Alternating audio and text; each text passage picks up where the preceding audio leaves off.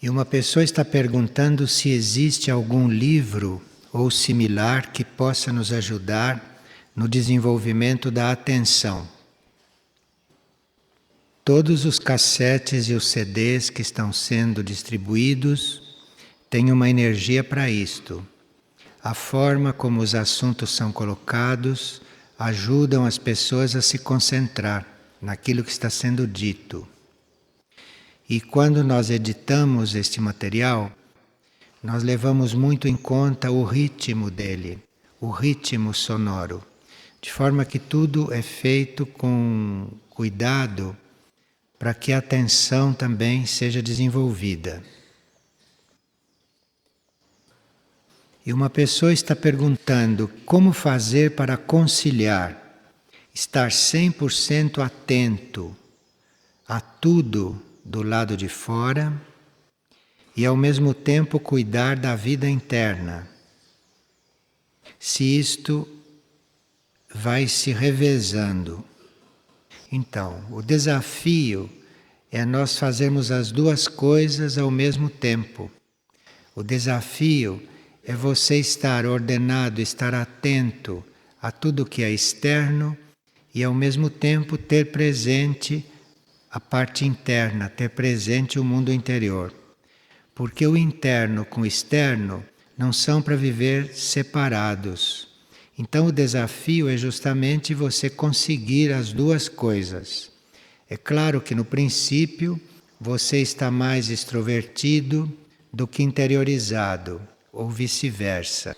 Mas depois, com o tempo, esta situação vai se normalizando e você vai conseguindo equilibrar esta atenção interna com a atenção externa. É uma questão de treinamento e nisso não se deve desistir, porque cada passo que se dá é válido para toda a eternidade e todo o esforço que se faz, a uma certa altura, ele emerge como realização. E uma pessoa está perguntando qual é a diferença entre esquecer de si próprio e estar atentos a todos os movimentos dos nossos corpos. Como é que nós podemos estar atentos aos corpos e ao mesmo tempo esquecendo-se de si? Esse termo esquecer de si, ele inclui que nós temos que colocar a necessidade do outro sempre em primeiro lugar. Então, se nós colocamos a nós mesmos sempre em primeiro lugar, a nossa necessidade sempre em primeiro lugar, isto é o contrário de se esquecer de si.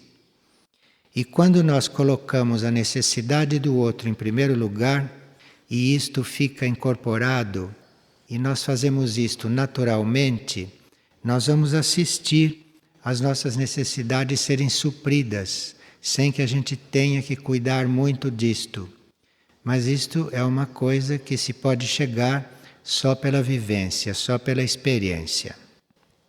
Agora, estar atentos aos movimentos dos nossos corpos, isto é em nome da harmonia e da boa vibração de um ambiente. Então você pode estar esquecido de si, você pode se estar colocando sempre no último lugar, não é como diz aquele texto sagrado? Quando você chegue num lugar, você se coloque sempre na última fila. Isto quer dizer você se esquecer de si. E ao mesmo tempo você estar atento aos movimentos dos seus corpos, isso é em nome da harmonia e da boa vibração de um ambiente. Então você pode estar esquecido de si, mas saber se você está bocejando, que você está alterando a vibração, que você está produzindo desarmonia, não é? Você está expelindo uma série de micróbios, uma série de vírus que podiam estar sendo resolvidos dentro do seu corpo. Então, é preciso conciliar isto. O cuidado com os corpos é em função da harmonia, da boa vibração de um ambiente, da ordem do mundo em geral. Cada corpo nosso tem a sua própria consciência e é necessário educar esta consciência. É necessário fazer com que esta consciência evolua. E os nossos corpos têm que aprender, os nossos corpos têm que perceber, sentir e depois assumir serem canais para a manifestação da alma ou a manifestação dos nossos núcleos internos. E isto é uma educação que o corpo recebe. E isto é uma vibração que ele assimila, que vem do seu cuidado para com ele nesse sentido, e que, no fim do processo, ele fique bem à vontade, sendo um canal desses núcleos internos, desses núcleos superiores.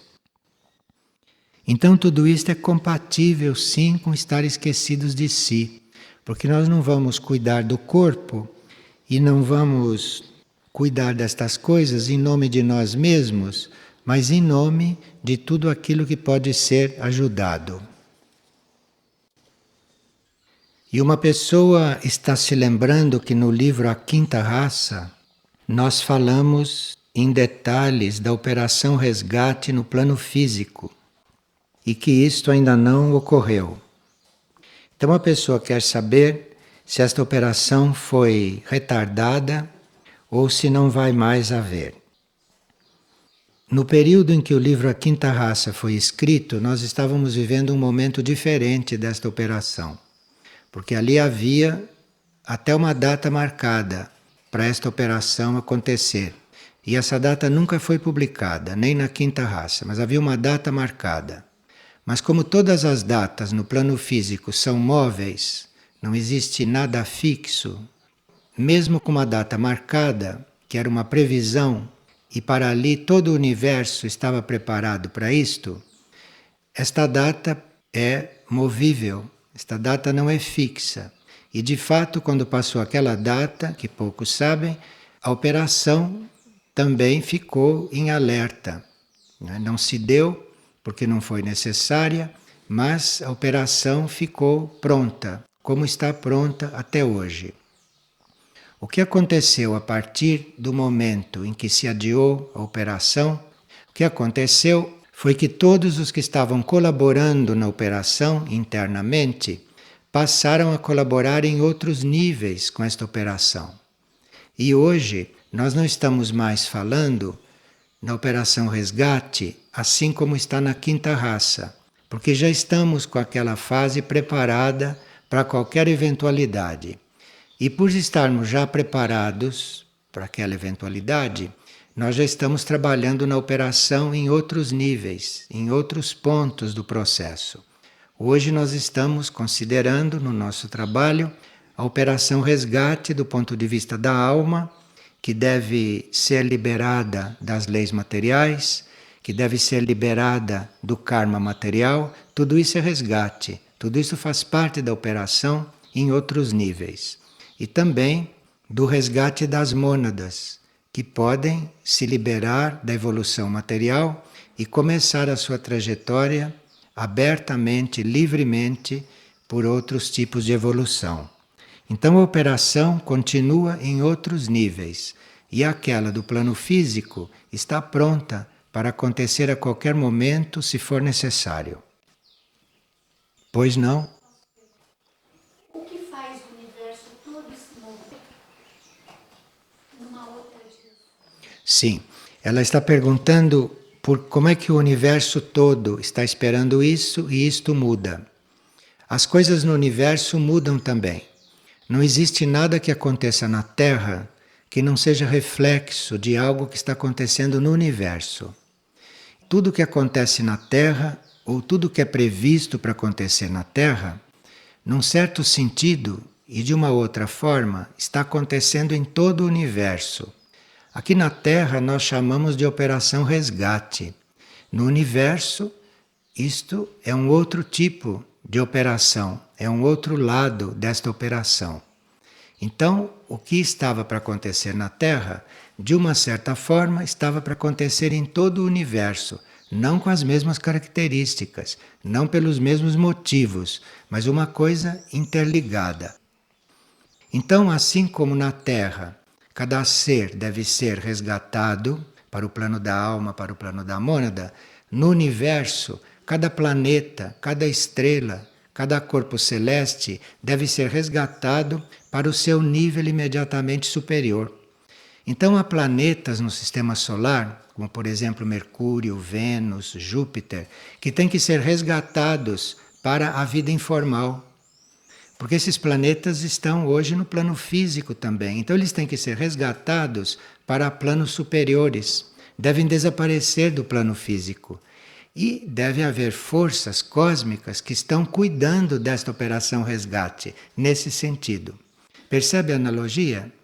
É diferente formalmente, mas é um fato que está acontecendo em todas as partes. Porque enquanto um planeta ou uma estrela estão no plano físico, eles estão desenvolvendo leis materiais. E eles precisam ser resgatados para planos superiores, para planos invisíveis, para que eles entrem totalmente na evolução imaterial, que é uma evolução superior. Isto é um resgate. É o resgate de Vênus, é o resgate de Mercúrio.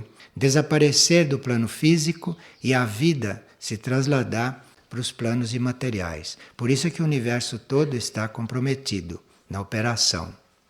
Na Terra ela tem um sentido próprio para nós, no nosso âmbito, e no cosmos ela tem outro sentido, próprio para o plano cósmico, próprio para a consciência destes seres. E aqui uma pessoa que está com problema de coluna, já fez várias coisas e está fazendo uma pergunta sobre isso. A coluna simboliza o nosso caminho ascensional. Então, se nós estamos elevando a nossa mente, se nós estamos nos elevando em consciência, a coluna está livre, simbolicamente. E aí não deve haver problemas de coluna, a não ser problemas kármicos, que tenham ficado em suspenso e que a gente ainda tenha que resolver. Mas se a nossa energia está subindo, se a nossa energia está se elevando, e ela se eleva quando a nossa consciência se amplia. A nossa consciência se amplia, se alarga, então a energia vai subindo. E aí a coluna está sadia. Aí a coluna não tem problemas. Agora, se alguém está fazendo esta ascensão e tem problemas na coluna, é porque esses problemas são kármicos e anteriores e devem ser resolvidos, devem ser equilibrados. Mas ela fazendo o trabalho de elevação da consciência, ela vai, no mínimo, amenizar esses problemas. Uma pessoa gostaria de saber o que é este sentimento de vergonha e de timidez que ele sente. A vergonha e a timidez corresponde a nós estarmos identificados com o nosso eu inferior, de nós estarmos identificados com a nossa personalidade. A identificação nós devemos fazer com a alma. Os veículos, os corpos, o eu inferior é apenas um objeto de trabalho para nós, mas não de identificação. Se vocês se lembrem, os sábios, como Maharishi, ensinava a gente a dizer: eu não sou o meu corpo, eu não sou a minha mente, eu não sou o meu emocional. Quer dizer, é o contrário da identificação com esses níveis. Esses níveis são para ser tratados, porque geralmente são doentes nesta humanidade. Então são níveis a ser tratados. Então é uma identificação com o trabalho que se tem com esses corpos e com esses níveis. Mas a identificação é com a alma, é com o eu superior e não com o eu inferior.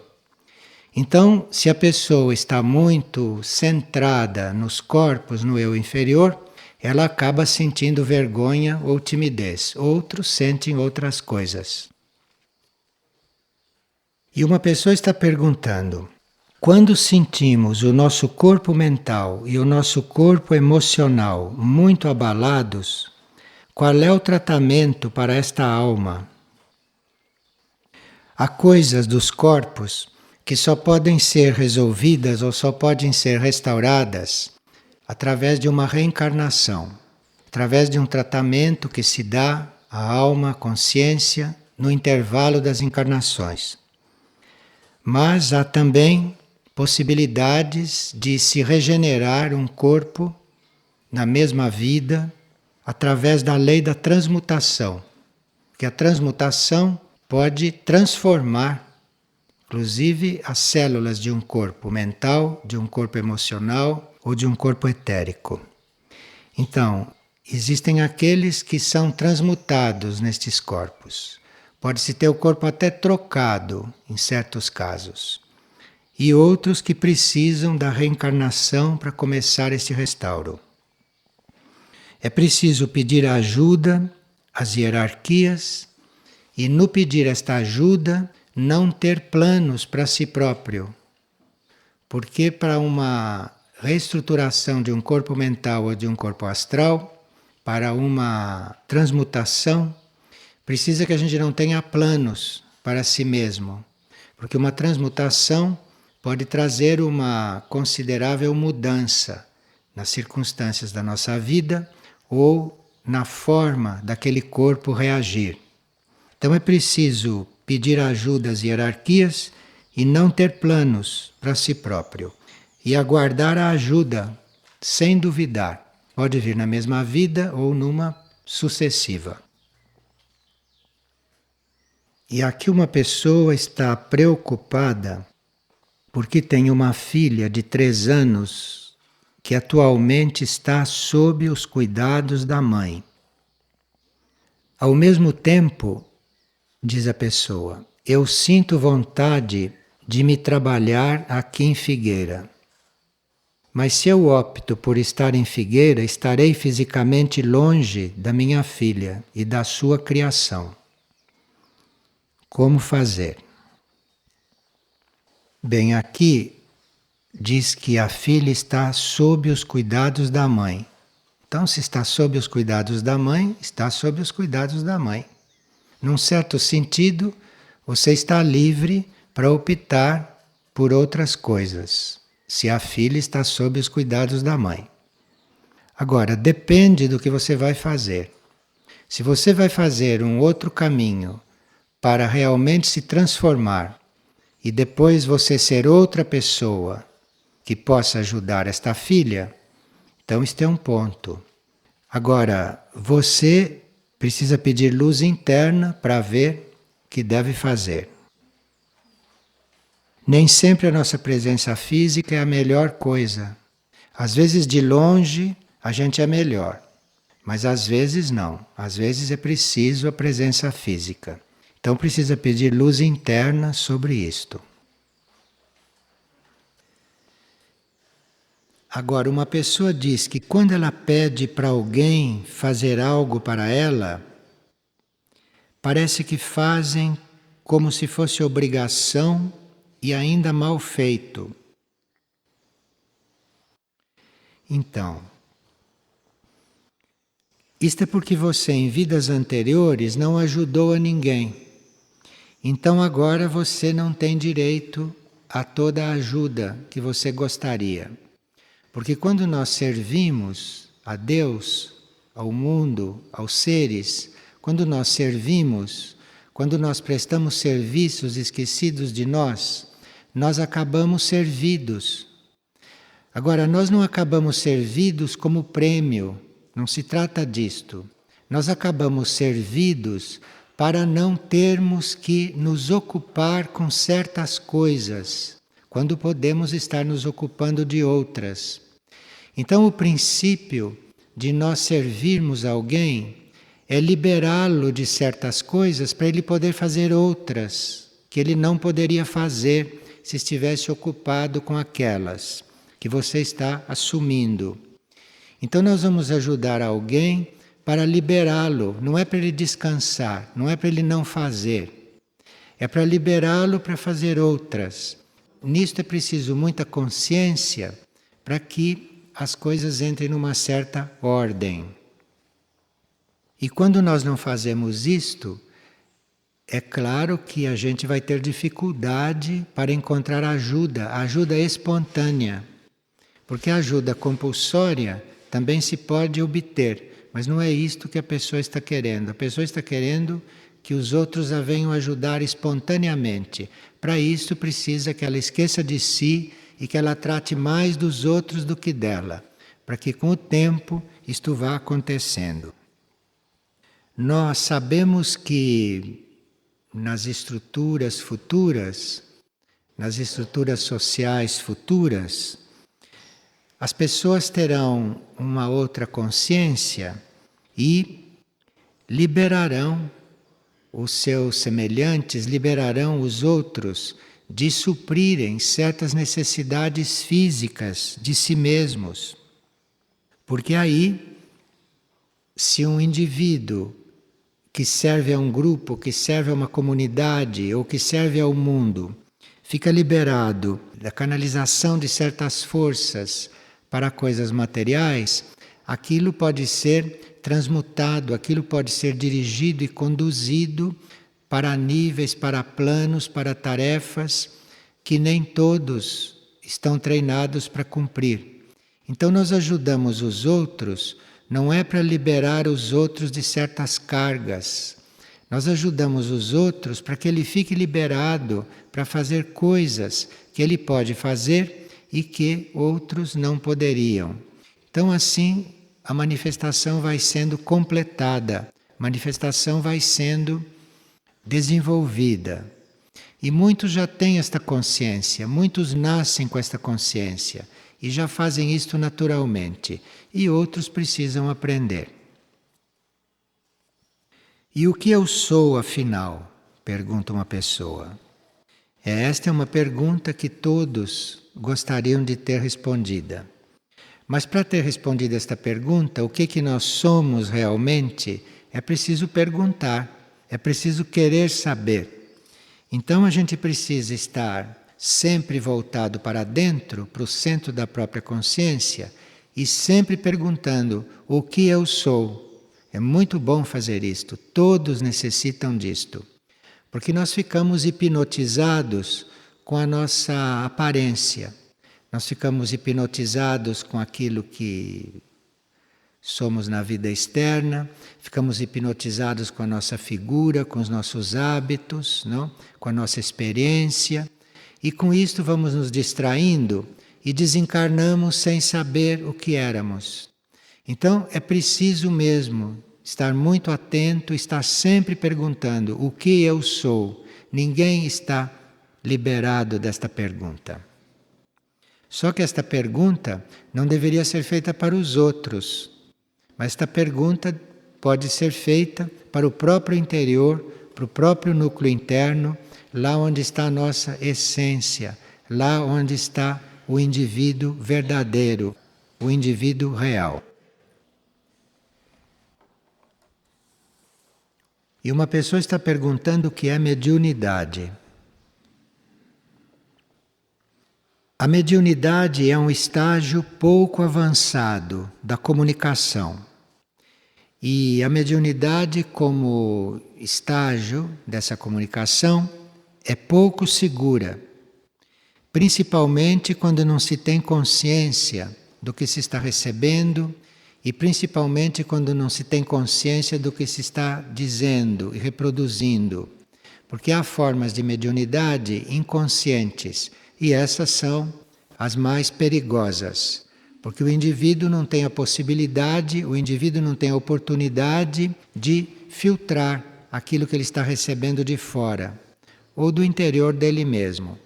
Nós devemos estar sempre conscientes, sempre atentos, mesmo quando a mediunidade foi desenvolvida, porque nós temos que ter a consciência do que está se passando.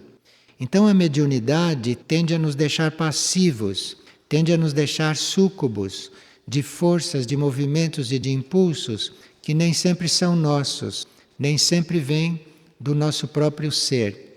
E quase nunca vem de uma hierarquia espiritual, vem de um nível de consciência elevado.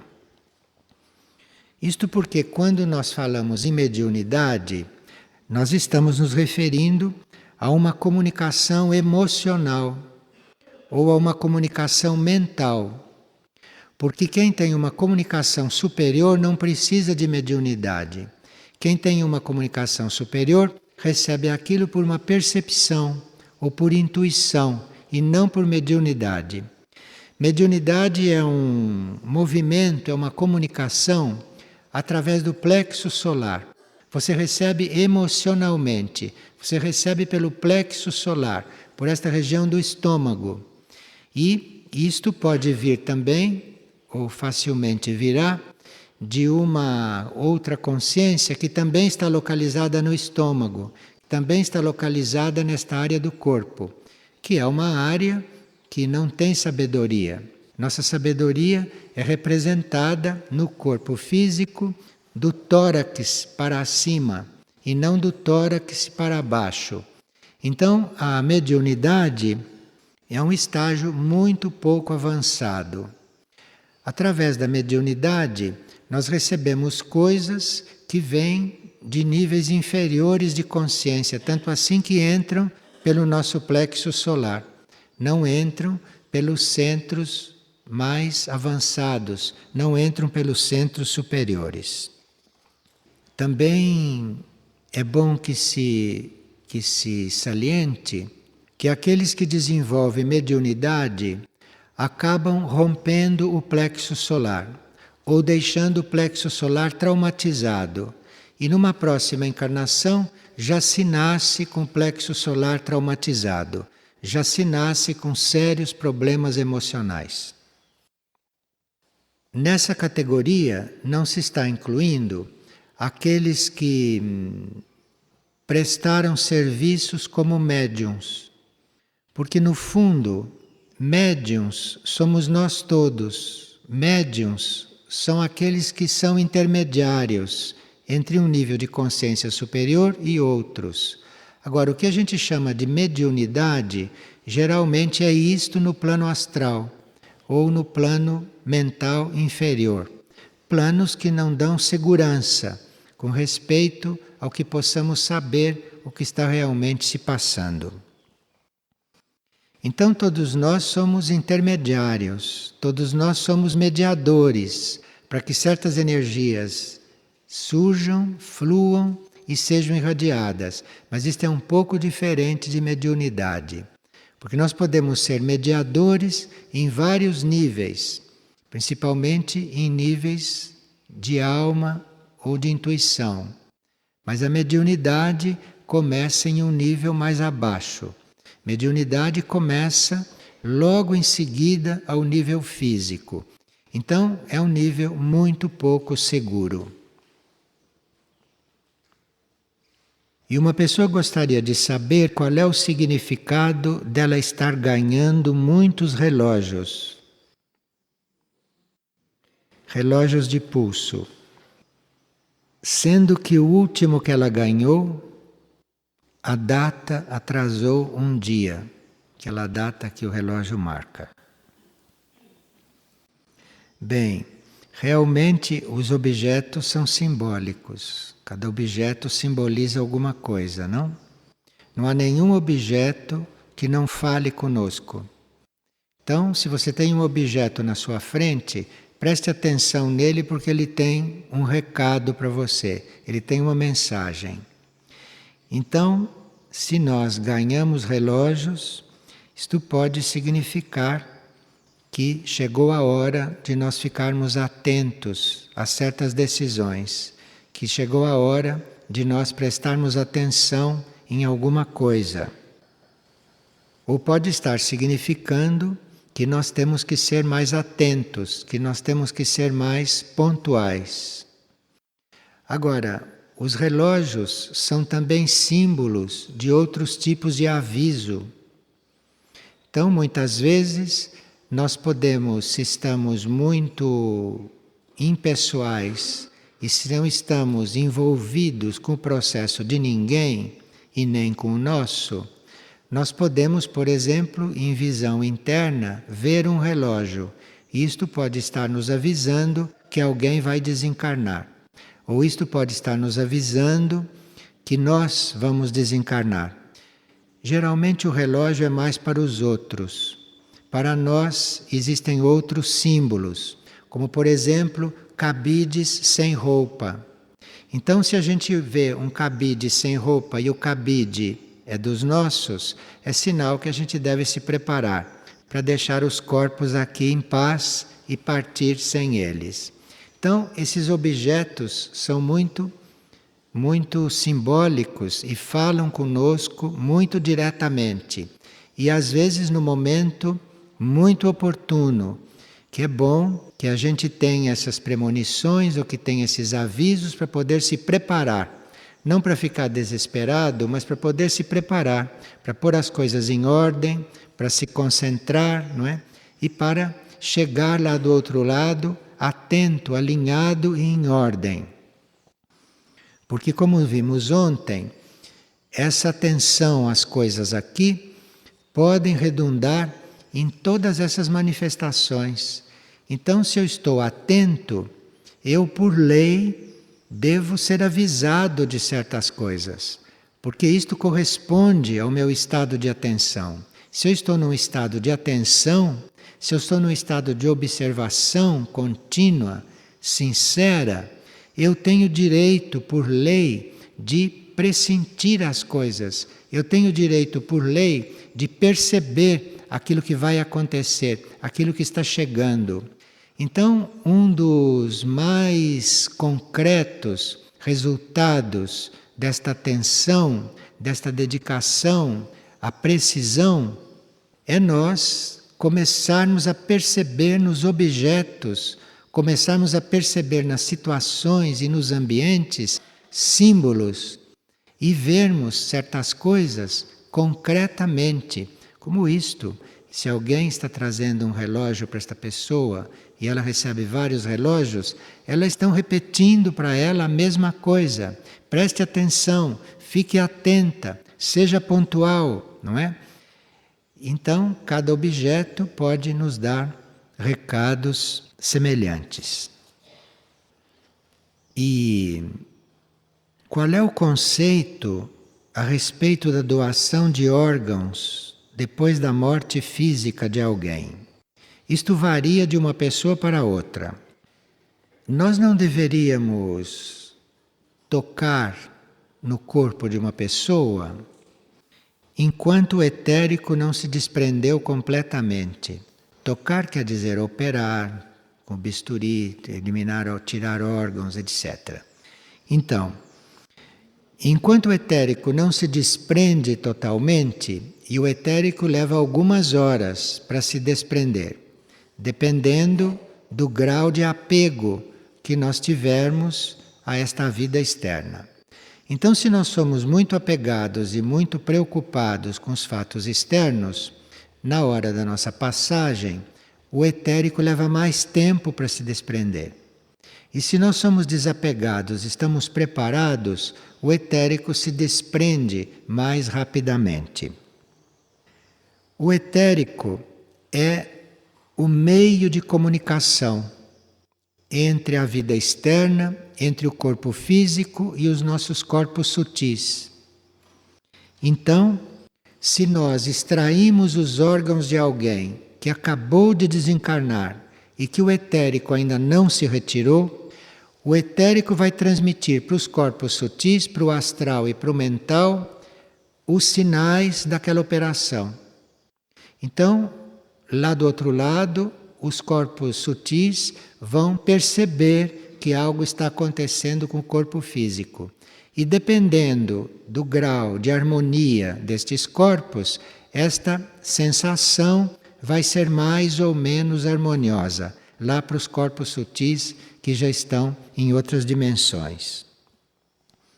Portanto, retalhar um corpo físico enquanto o etérico está presente equivale a fazer com que os corpos sutis possam sentir, possam perceber aquela operação. Mas isto, como se disse, varia de caso por caso, e esse assunto da doação de órgãos fica entregue à consciência de cada um.